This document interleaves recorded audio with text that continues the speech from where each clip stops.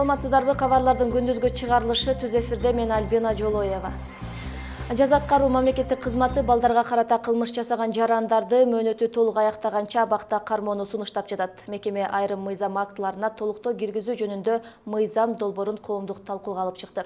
Учурда коомчулук менен бийлик акыркы убакта балдарга карата жасалган кылмыш көбөйүп, кылмышкерлердин мөөнөтүнөн мурда бошоп жатканына жана турак колониясына которулуп жатканына тынчсыздануусун билдирип келет. Балдарга жасалган зордук зомбулуктун алдын алуу жана кылмыш аткаруу кодексине киргизиле турган өзгөртүүлөр иштелип чыкты. Анда балдарга карата оор кылмыш жасагандардын мөөнөтүнөн эрте бошоосуна жана турак колониясына которулуусуна тыюу салынат деп айтылат билдирүүдө. Учурда балдарга карата кылмыш жасаган 153 жаран абакта жаза өтөдү. Алардын 7 аялдар. Баткендин Кадамжай районундагы Халмион айыл аймагында кумар оюндарын өткөрүүчү жай табылганын финансы полициясы билдирди. Маалыматка ылайык Русская лото деп аталган жай аймактагы Баяман Баатыр базарынын жанында жайгашкан. Текшерүү учурунда 76 оюн карталары, 90 куту жана 1080 сом өлчөмүндөгү байге фонду үчүн каралган акча табылган. Бул факт боюнча кылмыш иши козголуп, тергөө амалдары башталды. Жаңы жылдан тарта кошумча нарк салыгынын босогосу 2 эсеге көбөйдү. Буга чейин 4 миллион сом киреше тапкан ишкана кошумча нарк салыгын төлөп келсе, мындан ары 8 миллион сомго жеткенде салыктын бул түрүн төгөт.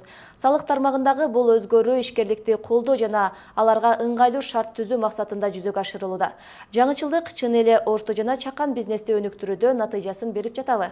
Кабарчыбыз Сермек Муратбек уулу кызыгып көрдү. Өлкөнүн түштүк аймагында пластикалык эшик, терезе жасоо кызматын көрсөтүп келген бул ишкана 2008 жылы түзүлгөн. Ишкананын жылына тапкан кирешеси 4 миллион сомдон ашып, кошумча нарк салыгын төгүп келчү. Эми салыктын бул түрүндөгү босогонун көтөрүлүшү менен кошумча нарк салыгын төлөөдөн бошотулуп калат. Биз негизи баштан бери НДС плательщикпиз, НДС төлөөчү катарыбыз. Эми азыр биз пароктон 4 миллион ар дайым эле өтүп келгенбиз, НДС төлөп келебиз.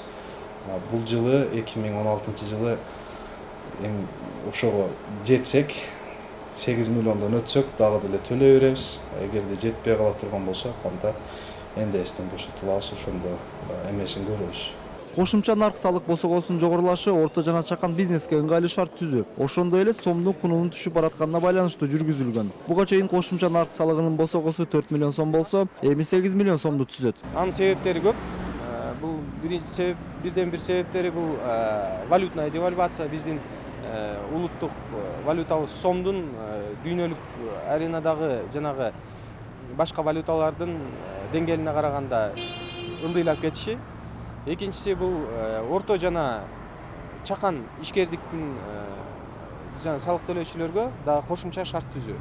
Адистердин айтымында кошумча нарк салыгынын босогосун жогорулатуу мамлекеттин экономикасынын өнүгүүсүнө да таасирин тийгизет. Жеке ишкерлерге шарт түзүп берүү менен орто жана чакан бизнес өнүксө, өлкөнүн экономикалык көрсөткүчү да жогорулайт. Аз болсо да бул кичинекей кадамдар болуп атат. Неге дегенде ошол орто жана чакан бизнестин өкүлдөрү өнүп өссө, бул ошол мамлекеттин экономикасынын өсүшүнүн көрсөткүчү болот. Бүгүнкү күндө ошол салык системасындагы өзгөрүүлөр бул жакшы бир нерсенин көрсөткүчү деп ойлойбуз. Буга чейин айрым жеке ишкерлер кошумча нарк салыгынын төлөмүнөн качуу максатында кирешесин аз көрсөтүп келишкен. Эми босогонун жогорулашы менен көмүскөдө жүргүзгөн кадамдарга да бөгөт коюларын адистер белгилейт. Эрмек Муратбек уулу, Азан Бузириков, Ынтымак. 19 январда премьер-министр Темир Сариев Сентера Голдинг компаниясынын президенти Фрэнк Херберт жана аткаруучу директору Скотт Перрини кабыл алды. Бул тууралуу өкмөттүн аппаратынан билдиришти. Жолугушууда Кумтөр долбоорунун айланасындагы учурдагы абал талкууланды. Премьер-министр Темир Сариев Кыргыз Республикасынын өкмөтү 2014 жылдын 18 январындагы Кумтөр долбоорунун реструктуризациялоо шарттары жөнүндө келишимди ишке ашыруу боюнча сүйлөшүү процессинен чыгуу тууралуу чечим кабыл алынганын жана бул долбоордун алкагында Сентера Голдинг компаниясы берген сунуштар Кыргызстандын кызыкчылыгына жооп бербей тургандыгын билдирди. Муну менен катар Темир Сариев Кумтөр кенин эксплуатациялоонун 2016 жылга планы, кендеги алтын запастарын тактоо зарылчылыгы тууралуу маселе талкууланды. Ошондой эле өкмөт Кумтөр кениндеги геологиялык изилдөө иштерин жер алдындагы жол менен өткөрүү маселесин көтөрдү. Тараптар Кумтөр кениндеги өндүрүштүн үзгүлтүксүз жүрүшүнө кызыктар экендигин жана биргеликте иш алып баруу зарылдыгын белгилешти. Премьер-министр Темир Сариев Кыргызстандын аймагында сейрек кездешүүчү жаныбарларга аңчылык кылгандарга каршы күрөштү күчөтүүнү тийиштүү органдарга тапшырды. Өкмөттүн басма сөз кызматы билдиргендей, мыйзамдын бузгандарды эрежеге ылайык жазалоо боюнча буйрук берилди. Расмий маалыматтарга караганда, учурда республикада мергенчилик кылуучу жерлерге ээ болгон 52 пайдалануучу бар. Алардын бир мамлекеттик, 9 коомдук уюм жана 42 жеке адам. Жапайы жаныбарлардын саны акыркы 20 жылда кескен азайып баратканы кабарланууда. Парламентте аңчылыкка тыюу салуу боюнча мыйзам долбоору даярдалып, коомдук талкууга чыгарылган. Эми кезек дүйнөлүк жаңылыктарда.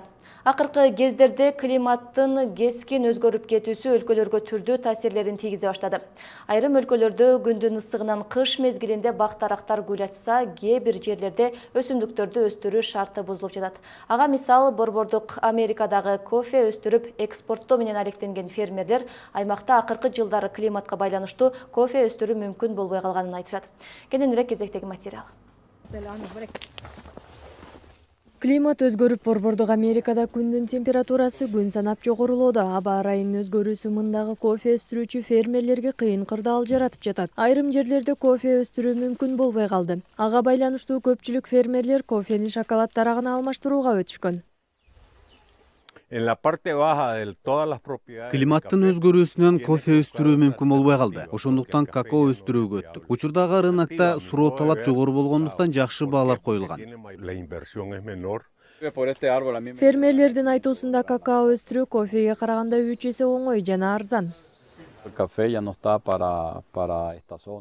Чындыгында кофе өстүрүү бир топ кыйындады. Ага караганда какао оңой жана суроо талапта күчөй баштаган. Какаону альтернатива катары өстүрө баштаганбыз. Жыйынтыгы жакшы натыйжа берип жатат. Борбордук Америкадан кофе экспорттоо акыркы 3 жыл аралыгында кескин төмөндөгөн, ал эми какао өткөн жылы 80% ашкан. Ага катар Сальвадорда алдыдагы 5 жыл аралыгында какао өстүрүүнү пландап жатат. Ошондой эле Гондурастын бийлиги да фермерлерден кофени шоколад дарагына алмаштырууну талап кылды. Бул сиздерге жеткирип үлгүргөн акыркы кабарлар болду. Ушул жана башка жаңылыктар биздин сайтта да жайгаштырылган. Маалыматтар менен кененирээк ынтымак Чекит KG сайтынан тааныша аласыздар.